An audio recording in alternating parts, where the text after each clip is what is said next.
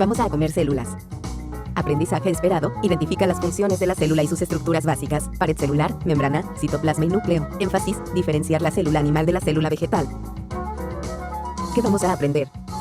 En esta sesión, conocerás las diferencias existentes entre la célula vegetal y la célula animal. Trabajarás el aprendizaje esperado, identifica las funciones de la célula y sus estructuras básicas, pared celular, membrana, citoplasma y núcleo. Ten preparado tu cuaderno, libro de texto y lápiz o pluma para tomar tus apuntes. Seguirás construyendo el renombrado abecedario biológico, por lo que debes estar atento para que anexes aquellas palabras que consideren importantes, además de la que te proponen en la sesión.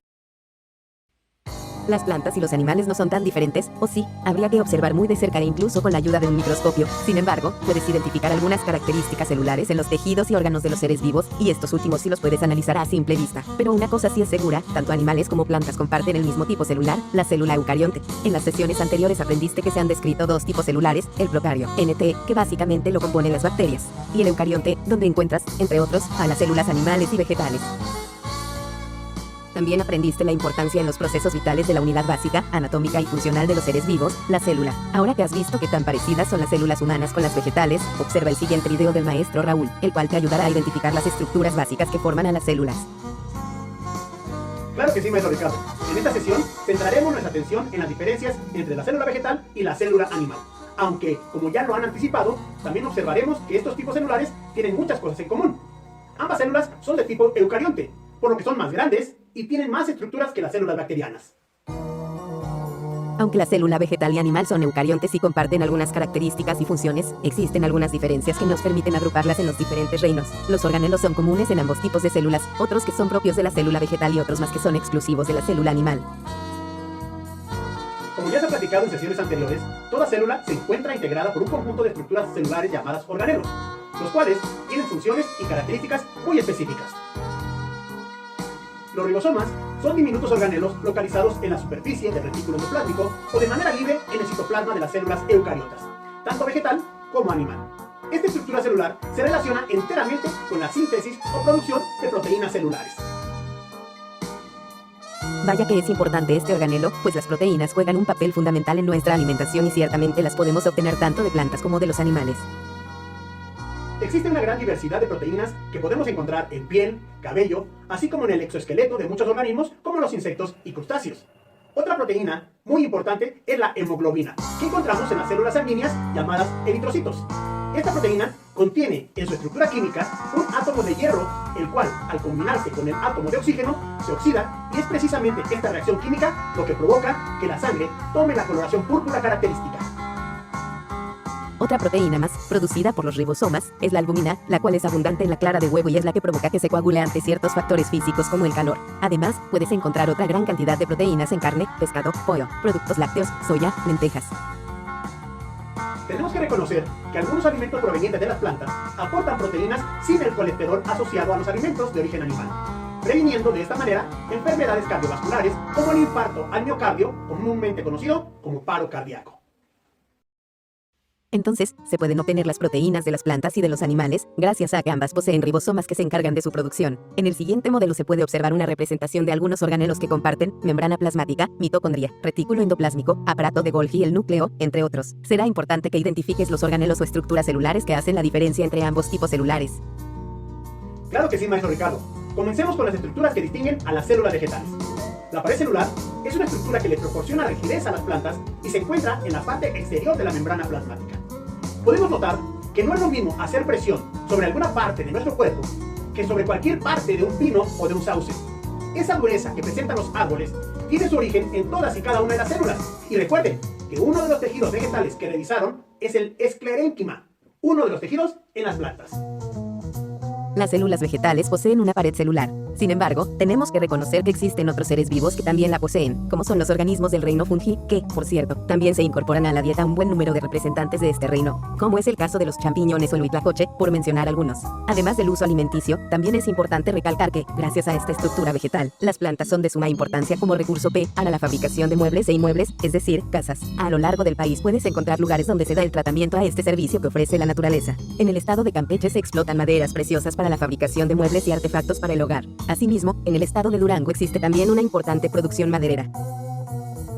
En efecto, maestro Ricardo, en la población de Atenquique, Jalisco, existe una empresa fundada en 1941, la cual extrae y procesa la celulosa de la madera para poder fabricar y reciclar diversos tipos de papel, usando básicamente desechos de madera, mediante un sistema integrado de calidad, seguridad y sobre todo, respeto al ambiente.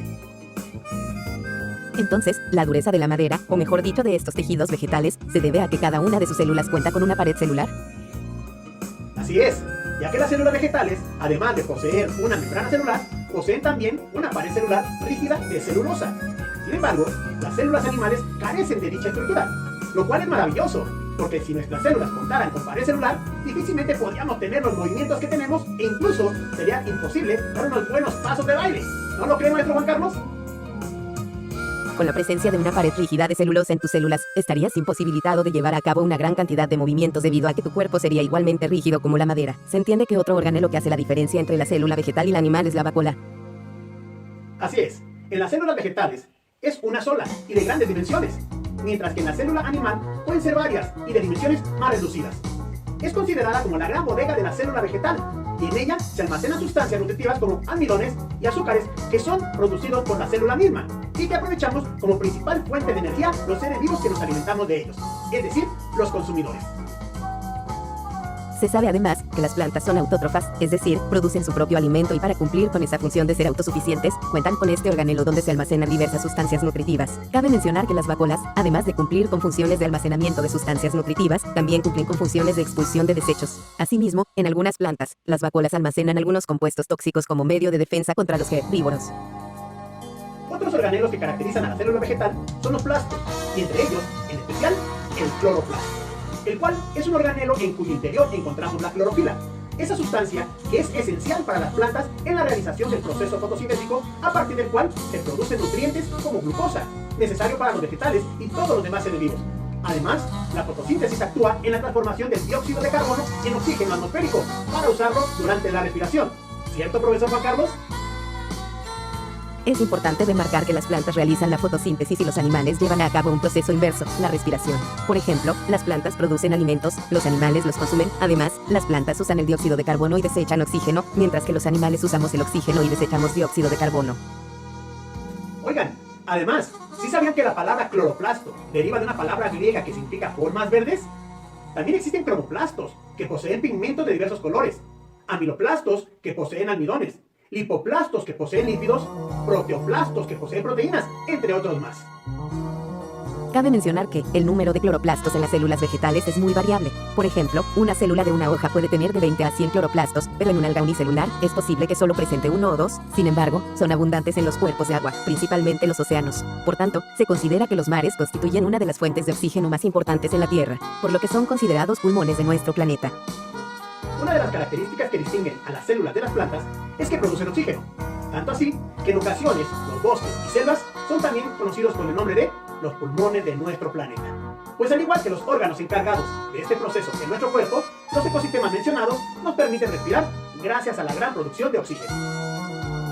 Así, la presencia de cloroplastos en la célula vegetal y la correspondiente ausencia en la célula animal establece grandes diferencias entre ellas. Estos organelos representan la parte fundamental para que cada una de las células produzca los nutrimentos que la planta necesita, aprovechando la energía solar, agua, dióxido de carbono y algunos bioelementos que toman del suelo. Y así, las células vegetales presentan una nutrición de tipo autótrofa. Ahora bien, los organelos les dan a la célula, ese animal, las características que puedes observar en los tejidos.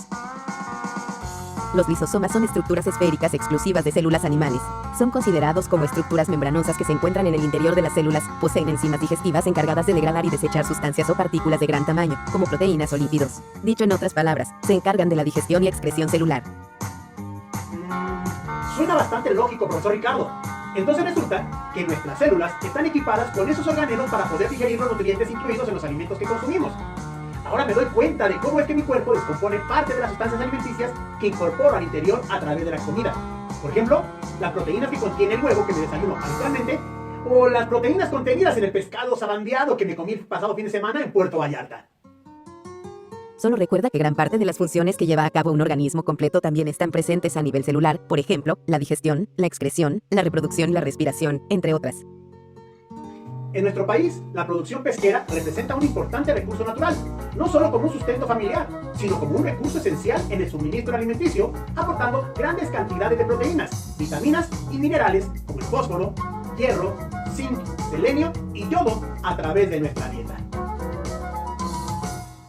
México cuenta con una gran diversidad cultural y en ella se incluye la variedad de platillos que hacen que la gastronomía mexicana sea considerada patrimonio de la humanidad. Sin duda, cada rincón de México tiene algo delicioso y nutritivo que ofrecer, otros rasgos que marcan diferencias entre ambas células, por ejemplo, la presencia de glucógeno en la célula animal y de almidón en la célula vegetal, entre otras. Existen grandes diferencias a nivel celular que se ponen de manifiesto en la gran variedad de seres vivos existentes en el planeta, conocida como biodiversidad, entre ellos el reino planta y animalia, de los que abordaste su estructura celular. El reto de hoy: agrega la nueva palabra a tu abecedario biológico, cloroplasto. Busca la definición e inclúyela en su abecedario biológico. Puedes investigar en tu libro de texto y también en otros medios impresos o electrónicos, como Internet.